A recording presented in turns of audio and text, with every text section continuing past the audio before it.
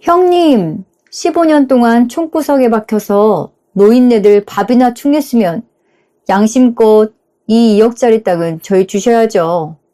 형님은 그 똥차나 타고 다니시든가요. 동서가 이렇게 소리치던 그날을 저는 지금도 생생하게 기억합니다. 하지만 며칠 뒤 그 똥차 짐칸 바닥에 숨겨진 수납 공간에서 수십억 원어치의 금괴가 쏟아지고 15년 전 팔지 않고 남겨뒀던 강남 아파트가 재건축 호재로 폭등해 있다는 사실을 알게 된 동서는 돈에 눈이 멀어 시댁을 상대로 소송까지 걸며 발악하기 시작했습니다. 지금부터 그 이야기를 들려드릴게요. 안녕하세요. 저는 노후 걱정을 하지 않고 편안하게 살게 된 50대 여성입니다. 남편은 강원도 강릉에서 나고 자란 사람이었어요. 동네에서 소문날 정도로 공부를 잘해서 시부모님께서 그렇게 자랑스러워 하셨다고 하더라고요. 초등학교 때부터 전교회장을 도맡아 하고 중학교 때는 도내 경시대회에서 상을 휩쓸어서 동네 어르신들이 다 알아볼 정도였대요. 시어머니는 지금도 가끔 그 시절 이야기를 하시며 눈을 반짝이십니다. 우리 아들이 얼마나 똑똑했는지 몰라. 학교 선생님들이 모두 다 인재라고 칭찬했었어. 그렇게 자란 남편은 서울로 대학을 왔고 저는 대학 시절 동아리에서 그런 남편을 처음 만났습니다. 처음 봤을 때부터 다른 사람들과는 어딘가 다른 순수하고 차분하고 배려심 많은 사람이라는 인상을 받았어요. 연애하는 내내 남편은 늘 저를 세심하게 챙겨주는 사람이었죠. 저희는 30 초반에 결혼해서 서울에서 신혼을 시작했습니다. 결혼식 날 시부모님은 강릉에서 먼 길을 올라오셔서 눈물을 글썽이며 저를 정말 반겨주셨어요. 우리 며느리네 이제 우리 아들 잘 부탁한다. 남편은 이름만 대면 알만한 대기업에 다니며 착실히 과장까지 진급했고 저희는 어렵게 대출을 끌어모아 강남에 작은 아파트도 하나 마련했어요. 35이 될 무렵에는 딸 서연이와 아들 하준이 두 아이도 얻었습니다. 아이 둘을 키우며 정신없이 바빴지만 그만큼 웃을 일도 많았던 시절이었죠. 넉넉하진 않았지만 그때는 그저 온 가족이 함께 있다는 것만으로도 행복한 시절이었어요. 그런데 문제는 남편이 과장으로 진급하면서부터 시작됐습니다. 새로운 팀장과 사사건건 부딪히더니 어느 순간부터 남편이 조직에서 은근히 소외되기 시작했어요. 처음엔 그저 사소한 의견 충돌 정도인 줄 알았는데 시간이 지날수록 그 팀장이 노골적으로 남편을 배제하기 시작했어요. 회식 자리에서도 혼자 겉돌고 중요한 회의에서도 이름이 빠지는 일이 잦아졌습니다. 동료들이 대놓고 남편을 무시하고 남편이 몇 달에 걸쳐 준비한 보고서를 다른 사람 이름으로 발표하는 일까지 있었다고 하더군요. 남편은 그 사실을 알고도 아무 말도 하지 못했다고 했습니다. 이미 조직 안에서 자기 편이 아무도 없다는 걸 느끼고 있었으니까요. 남편은 점점 말수가 줄어들었어요. 퇴근하고 집에 와도 방에만 틀어박혀 나오지 않는 날이 많아졌습니다. 식사도 거르기 일쑤였고 주말에도 침대에서 일어나지 못하는 날이 늘어갔어요. 여보, 무슨 일 있어? 요즘 얼굴이 너무 안 좋아. 아무것도 아니야. 그냥 좀 피곤해서 그래. 남편은 늘 그렇게 얼버무렸지만 저는 뭔가 심상치 않다는 걸 느꼈습니다. 그러던 어느 날 남편이 지하철에서 갑자기 숨을 못 쉬겠다며 응급실에 실려간 적이 있었어요. 가슴이 조여오고 눈앞이 캄캄해지면서 이러다 죽는 게 아닐까 하는 극심한 공포를 느꼈다고 했습니다. 검사 결과 공황장애였어요. 그날 이후로 남편은 대중교통도 제대로 타지 못하고 사람 많은 곳에 가면 극심한 불안 증세를 보이기 시작했습니다. 결국 어느 날 새벽 저는 화장실에서 조용히 흐느끼는 남편을 발견했습니다. 여보, 왜 그래? 무슨 일이야? 말을 해야 내가 알지. 남편은 그제야 그동안 겪어온 일들을 털어놓았습니다. 나 진짜 회사 가기가 무서워. 그 사람들 얼굴 보는 것도 이제 숨이 막혀. 병원에서는 중증 우울증과 공황장애가 함께 왔다는 진단을 내렸어요. 의사 선생님은 지금 당장 환경을 바꾸지 않으면 위험할 수도 있다고 하셨습니다. 물론 약 처방도 받았죠. 저는 그 말을 듣고 더 이상 망설이지 않았어요. 저는 강릉의 시부모님께 전화를 드려 사정을 말씀드렸습니다. 어머님, 저희가 강릉으로 내려가서 좀 지내도 될까요? 하준 아빠가 많이 힘들어해서요. 근처에 집을 따로 얻어도 되고 같이 지내도 되고요. 시부모님은 그 소식에 놀라시면서도 흔쾌히 저희를 받아주셨어요. 그래도 되지. 우리 집 넓은데 같이 살면 좋겠구나. 하준 애비한테도 그게 좋을 것 같고. 그때 시부모님은 60 중반, 아직 정정하고 젊으셨던 시절이었어요. 떠나기 전에 저는 강남 아파트를 처분하려고 했습니다. 그런데 시아버지가 단호하게 저를 말리셨어요. 수진아, 그 집은 팔지 마라. 밥술은 우리가 먹여줄 테니 그 집은 무조건 전세 주고 놔둬라. 아버님, 그래도 당장 돈이 필요한데 저희 가진 게 이것밖에 없어요. 일도 못하고요, 이제.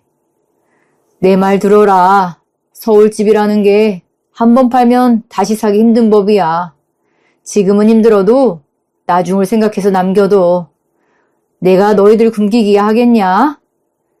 강릉에 도착한 첫날 시부모님은 마당까지 나와 저희를 맞아주셨습니다. 차에서 내리자마자 시어머니는 달려와 남편을 꼭 안아주셨죠. 우리 아들 그동안 얼마나 힘들었니? 이제 다 됐다. 다 됐어. 아이고, 우리 아들 이렇게 힘들어할 줄 몰랐다. 이제 우리랑 같이 지내니까 걱정 마라. 하준애미야, 그동안 얼마나 고생 많았니? 저는 그 말을 듣고 그동안 참아왔던 눈물이 왈칵 쏟아졌어요. 사실 남편을 보면서 어떻게 될까봐 마음 졸인 날이 하루 이틀이 아니었거든요. 아이들도 어린데 남편이 사라지는 건 아닌가 하는 걱정들을 했었습니다. 시아버지도 손주들을 번갈아 안아주시며 환하게 웃으셨어요. 우리 집이 이렇게 시끌벅적한 게 얼마만인지 모르겠다. 아들 아파서 마음은 아프지만 이렇게 다 같이 사니 이 사람도 나도 너무 좋구나. 그동안 두 분만 조용히 지내시던 이 집에 갑자기 온 가족이 북적이며 들어오니 시부모님도 적적함을 달래는 듯 보였습니다. 여보, 이제 이 집이 사람 사는 집 같지 않소? 그러게요. 이제야 좀 살맛이 나네요. 서연이는 8살, 하준이는 5살이었는데 아이들이라 그런지 새 환경에 적응하는 게 그리 어렵지 않았어요. 바닷가 마을 아이들과 금방 친해지고 마당에서 뛰어노는 것도 좋아했습니다. 서연이는 시골 학교에 처음 등교하던 날 이렇게 말했죠. 엄마, 여기 애들이 다 친절해요. 여기 계속 살고 싶어요. 그 말을 듣고 저는 마음이 한결 놓였어요. 매일 아침 시아버지와 남편은 아이들 손을 잡고 바닷가로 산책을 나갔어요. 파도 소리를 들으며 천천히 걷는 그 시간이 남편에게는 무엇보다 큰 약이 되었던 것 같습니다. 처음엔 한마디도 하지 않던 남편이 몇 달이 지나자 조금씩 말수를 되찾기 시작했죠. 그 무렵 동서가 판교에 새 아파트를 마련했다며 저희를 집들이에 초대했습니다. 대출을 끌어모아 어렵게 장만한 집이라고 했죠. 저희는 모두가 강릉에서 먼 길을 올라가 진심으로 축하해 주었습니다. 새로 산 커튼이며 가구며 가전이며 자랑하는데 신나하던 동서의 모습이 아직도 눈에 선해요. 형님, 여기 이 거실 좀 보세요. 대출이자 갚느라 몇 년은 허리띠 졸라매야 하지만 그래도 우리 집이 생기니까 너무 좋아요. 동서, 정말 축하해. 이렇게 예쁜 집 마련하느라 고생 많았겠네. 형님도 얼른 좋은 데로 옮기셔야죠. 강릉도 좋지만 그래도 서울 쪽이 낫지 않아요? 애들도 공부해야 하고. 우리는 지금 여기가 딱 좋아. 하준 아빠 건강 되찾는 게 먼저니까. 맞아요, 형님. 아주버님 얼른 나으셔야 할 텐데. 그때만 해도 동서와 저는 사이가 참 좋았습니다.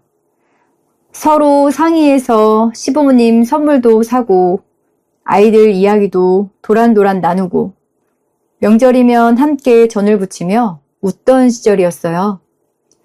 전화를 걸면 언제나 반갑게 받아주고 서로의 안부를 진심으로 궁금해하던 그런 동서였습니다. 그런데 몇 년이 지나면서 판교 집값이 무섭게 오르기 시작했어요. 동서는 아직 팔지도 않은 그 아파트를 마치 이미 손에 쥔 큰돈이라도 되는 양 씀씀이가 점점 커지기 시작했어요. 명품 가방을 몇 개씩 사들이고 해외여행도 수시로 다녀오고 아이 학원도 제일 비싼 곳만 골라보냈습니다. 어차피 집값이 이렇게 올랐는데 이 정도는 써도 되는 거 아니에요? 동서는 그렇게 말하며 태연하게 카드를 긁었어요. 명절이면 작은 서방님과 함께 벤츠를 몰고 강릉에 나타나 저희 부부를 은근히 무시하는 말을 던지곤 했습니다. 형님, 아직도 이렇게 총구석에 사시는 거예요?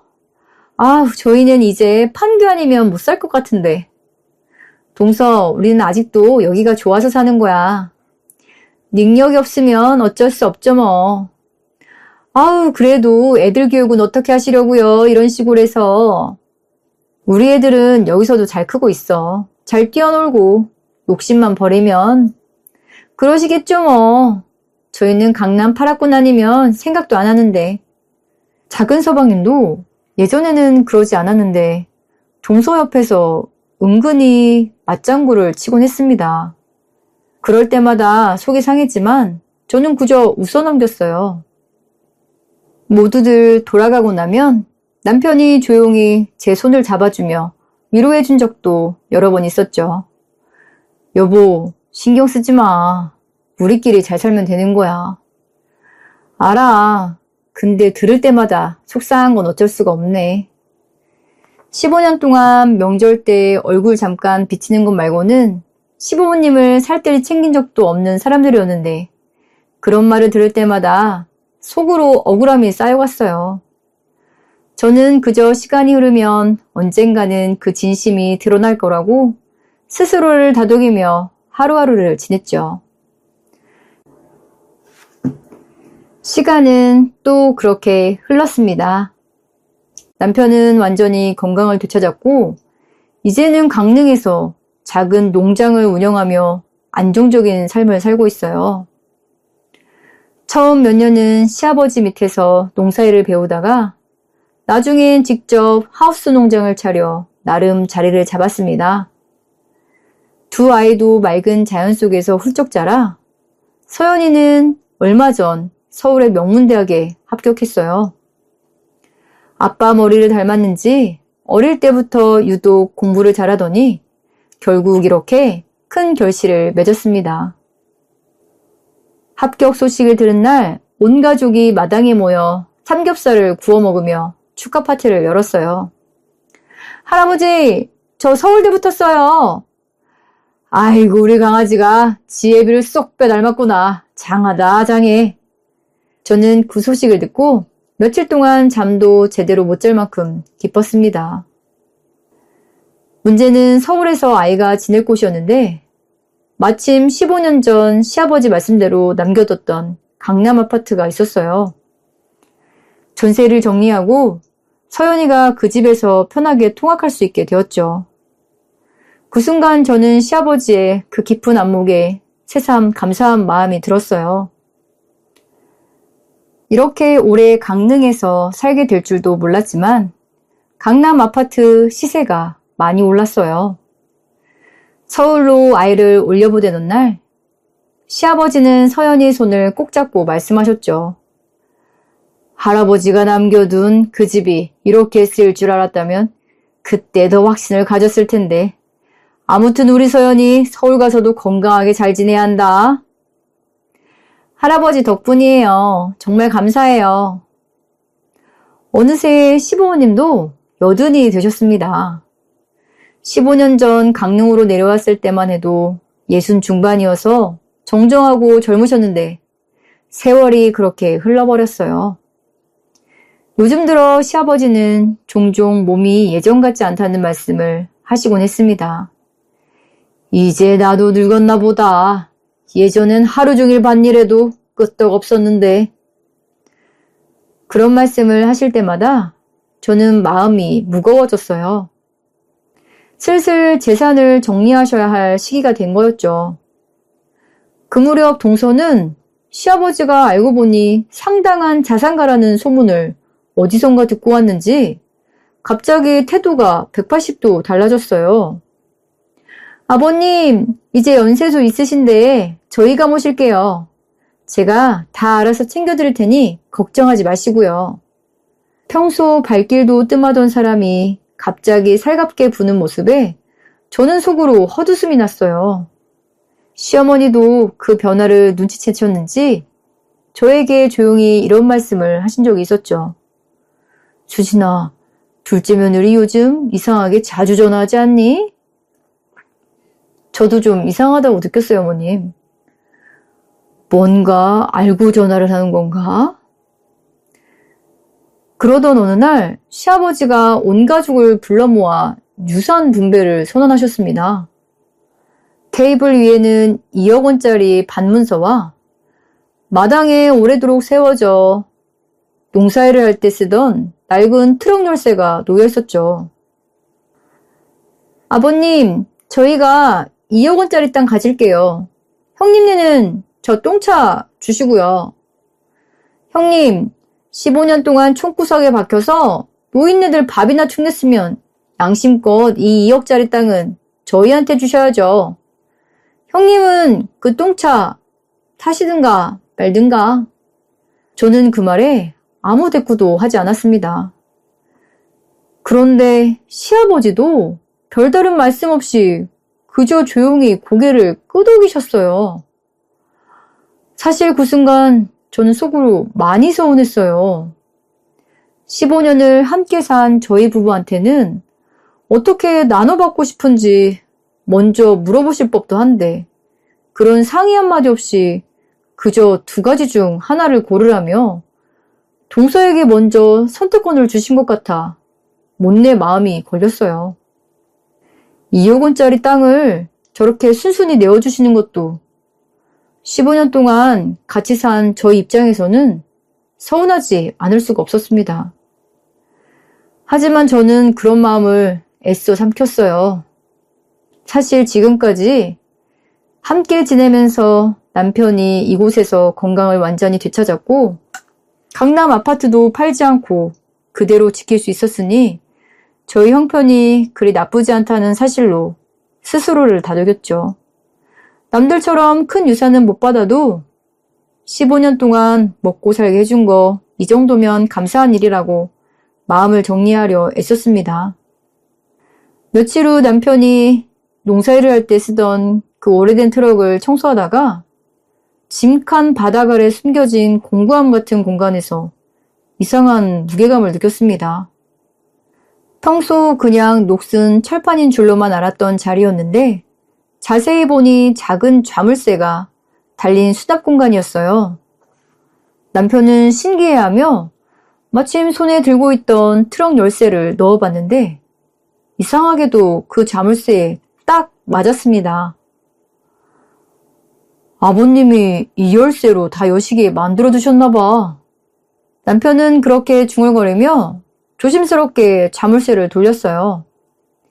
그 순간 남편의 얼굴이 하얗게 질렸습니다. 여보, 이리 좀 와봐. 이게 뭐야? 저는 남편이 부르는 소리에 달려갔다가 그 안에 가득 쌓여있는 금덩어리를 보고 그 자리에 얼어붙고 말았습니다. 저희 부부는 놀라서 한참을 말을 잇지 못했어요. 알고 보니 시아버지는 대관령의 노른자 땅을 미리 처분해 금괴로 바꿔주셨던 거였어요. 상속 분쟁 없이 조용히 착한 며느리에게 재산을 물려주려던 시아버지의 큰 그림이었던 거예요. 저는 시아버지께 달려가 여쭤봤습니다. 아버님, 이게 다 뭐예요? 왜 이런 걸 트럭에 숨겨두셨어요? 네가 그동안 아무 말 없이 우리 부부 챙기고 우리 아들 살려낸 거 내가 다 지켜봤다. 사실 처음에 걱정 많이 했는데 사람 사는 것만큼 중요한 거 없더라. 그리고 우리는 네가 우리 아들 두고 떠날까봐 조마조마했었다. 이건 내 마지막 성이야. 내가 다 봤잖아. 네가 하준애비한테 어떻게 했는지. 저는 그 말을 듣고 눈물이 왈칵 쏟아졌어요.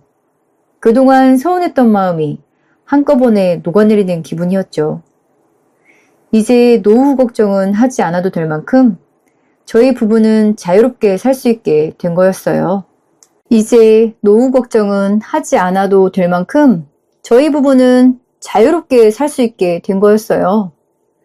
저는 그제야 시아버지가 이렇게 큰 돈을 가지고 계셨는지 전혀 몰랐다는 사실에 새삼 놀랐습니다. 겉으로는 그렇게 검소하게 사시면서 속으로는 부동산이며 재테크에 밝으셨다는 게 믿기지 않았어요. 가만 생각해보니 저희 6 식구가 벌어들이는 돈에 비해 씀씀이가 결코 적지 않았는데도 부족함 없이 살 수 있었던 건 다 시아버지가 조용히 살림을 잘 꾸려오신 덕분이었다는 걸 그제야 깨달았습니다. 게다가 마침 강남 아파트가 재건축 호재로 수십억 원대에 폭등해 있다는 사실까지 알려지면서 동서는 완전히 이성을 잃었어요. 동서는 그 소식을 듣자마자 강릉으로 달려와 마당이 떠나가라 소리를 질렀습니다. 이게 말이 돼요? 세상에 이런 법이 어딨어. 나 이렇게 도저히 못 살아요. 동서, 갑자기 왜 그래? 좀 진정해. 진정하게 생겼어요? 저 멍청한 아들 데리고 사느라 제가 얼마나 손해를 봤는데 형님네만 이렇게 다 챙기는 게 말이 되냐고요. 그 자리에 함께 있던 작은 서방님은 아내의 그 말에 얼굴이 하얗게 질린 채 아무 말도 하지 못했습니다. 15년을 함께 산 남편을 두고 그렇게 대놓고 무시하는 말을 아무렇지 않게 내뱉는 모습에 저는 소름이 끼쳤어요. 시아버지가 그 모습을 지켜보다 낮은 목소리로 말씀하셨어요. 얘야, 지금 무슨 말을 하는 거냐? 네 남편이다. 아버님도 참, 이 상황에 그런 말씀이 나오세요? 내가 너를 며느리로 들인 게 잘못이었나 싶구나. 잘못이라뇨. 아버님, 저도 15년이나 이 집안 며느리였다고요. 저는 그 뻔뻔함에 참았던 말이 터져나왔습니다. 동서, 지난 15년 동안 시부모님 생신 한번 제대로 챙긴 적 있어? 아버님 편찮으실 때 병간호는커녕 문병 한번 온 적 있냐고. 나는 15년 동안 이 시골에서 시부모님 모시고 살았어. 근데 이제 와서 뭐? 법대로 받아내겠다고? 형님은 그래서 이렇게 다 받으신 거잖아요. 저는 왜 안 되는데요? 다 법대로 할 거예요. 동서는 그동안 판교 집값 몰라서 우리 무시하기 바빴잖아. 이제 와서 억울하다는 말이 나와? 억울하죠. 저도 이 집 며느리인데 왜 형님만 챙겨주냐고요. 그건 아버님이 알아서 하신 일이야. 원래 아버님 거였고. 어림도 없어요. 저도 며느리인데 왜 저만 빼고요? 법대로 다 받아낼 거라고요. 동서는 그렇게 소리치고는 며칠 뒤 정말로 이혼 소송을 걸었어요. 멍청한 아들 데리고 사느라 청춘 다 버렸다며 작은 서방님을 몰아세우고 동시에 저희에게도 유류분 반환 청구 소송을 걸었습니다. 형님네 금괴 그거 저희도 받을 권리 있어요. 법대로 할 거니까 준비하세요. 그 소식을 전해 들은 날 저희 집안 분위기는 초상집이나 다름없었어요. 시어머니는 그 소식을 듣고 며칠 동안 식사도 제대로 못하셨죠. 평소 밥심으로 사신다며 끼니 거르는 일이 없으셨던 분인데 그날부터 밥그릇을 반도 못 비우셨습니다. 내가 며느리로 받아들이고 15년을 함께 살았는데 사람이 어떻게 이렇게 변할 수가 있니? 저는 그런 어머니 곁에서 아무 말도 해드릴 수가 없었어요. 시아버지도 한숨을 내쉬며 말씀하셨죠. 내가 사람을 잘못 봤다. 며느리라고 마음 준 게 후회스럽구나. 아버님, 그래도 너무 상심하지 마세요. 처음부터 그랬던 건 아니잖아요. 그리고 또 저희가 있잖아요. 그래, 그게 그나마 위안이다. 정작 그 난리 속에서 작은 서방님은 아무 말도 못하고 그저 눈치만 보는 처지였습니다. 아내가 이혼 소송을 준비하는 동안에도 정작 본인은 어디 하소연할 때도 없이 회사와 집을 오가며 조용히 지냈다고 하더라고요. 나중에 들으니 그 무렵 작은 서방님은 이미 아내에게 완전히 밀려나 집안일에 대해서도 어떤 결정권도 없는 상태였다고 했습니다. 그런데 그 소송 과정에서 뜻밖의 사실이 드러났어요. 동서가 그동안 돈 많은 유부남 투기꾼과 은밀히 만나왔다는 사실이 이혼소송 조사 과정에서 어쩌다 밝혀지게 된 거였어요. 알고 보니 판교 아파트값이 오르고 씀씀이가 커지면서 드나들던 모임에서 만나게 된 사람이라고 하더군요. 그 사람은 부동산 투기로 큰 돈을 굴린다며 여기저기 투자 이야기를 하고 다니던 사람이었는데 동서는 그 말에 완전히 홀렸던 모양이에요. 판교 아파트값이 2~3배로 뛰면서 대출금을 다 갚고도 상당한 시세 차익이 남을 상황이었는데 동서는 한번 돈을 벌어봐서 그런지 그 정도로는 성에 안 찼는지 그 남자 말만 믿고 추가로 대출까지 더 받아서 신규 개발 예정지라는 곳에 몽땅 투자했다고 하더라고요. 이 정도 오른 걸로는 부족해요. 이번 건만 잘 되면 지금 판교보다 몇 배는 더 번다니까요. 동서는 주변에서 그렇게 자랑하고 다녔다고 합니다. 변호사를 통해 이 사실을 전해 들었을 때 저는 그저 헛웃음이 나왔어요. 15년 동안 시부모님께는 코빼기도 안 비치던 사람이 정작 그런 곳에는 열심히 시간과 돈을 쏟고 다녔다는 게 기가 찼죠. 시아버지는 이미 오래전부터 철저하게 공중을 받아두고 법적 방어망을 짜두셨던 터라 동서의 유류분 소송은 재판에서 처참히 기각되고 말았습니다. 재판정에서 판사가 소송 기각을 선고하던 순간 동서의 얼굴이 하얗게 질리던 모습을 저는 지금도 잊을 수가 없어요. 설상가상으로 하필 그 무렵 동서가 투자했다던 그 개발 사업이 전부 사기였다는 사실까지 밝혀졌습니다. 그 투기꾼 내연남은 여러 사람에게 비슷한 방식으로 돈을 끌어모은 뒤 재판이 시작될 즈음 이미 종적을 감춘 뒤였습니다. 동서가 손에 쥐고 있던 시세 차익은 물론이고 그동안 모아둔 돈까지 몽땅 그 사기에 날아간 셈이었죠. 게다가 그 투자금을 마련한다고 추가로 받았던 대출까지 고스란히 빚으로 남아 결국 판교 아파트를 팔아도 그 빚을 갚고 나면 손에 쥐는 게 거의 없는 처지가 되었습니다. 결국 동서는 그렇게 큰 소리 치던 것과는 달리 남는 것 하나 없이 길거리로 나앉는 신세가 되었어요. 한때는 그렇게 당당하게 저를 무시하던 사람이 이렇게 몰락할 줄은 저 역시 예상하지 못했습니다. 정말 사람의 앞날은 아무도 모르는 것 같아요. 얼마 전까지만 해도 판교 아파트와 벤츠를 타고 저희 앞에 나타났던 동서였거든요. 돈과 아내를 모두 잃은 작은 서방님은 비 오는 날 조카를 데리고 초라한 몰골로 강릉 고향집 마당에 돌아왔습니다. 예전에 그 당당하던 모습은 온데간데 없이 흠뻑 젖은 옷차림에 며칠은 씻지 못한 듯한 얼굴이었죠. 작은 서방님은 늙은 아버지와 저희 부부 앞에 무릎을 꿇고 짐승처럼 오열했어요.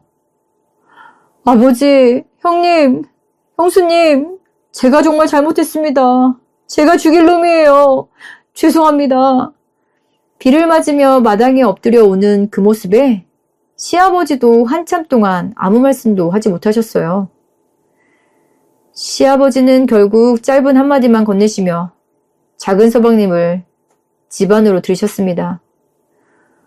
얼른 들어와서 옷부터 갈아입어라. 그러다 몸 상한다. 빨리 채연이도 챙기고. 저는 그 모습을 보며 만감이 교차했습니다. 한때는 밉기도 했지만 그 처참한 몰골을 보니 마음 한구석이 짠하게 됐죠. 지금 저희 가족은 모두 모여서 넉넉하고 평온한 나날을 보내고 있어요. 남편은 건강을 완전히 되찾아 매일 아침 바닷가를 산책하고 두 아이는 조카와 같이 각자의 꿈을 향해 씩씩하게 걸어가고 있죠.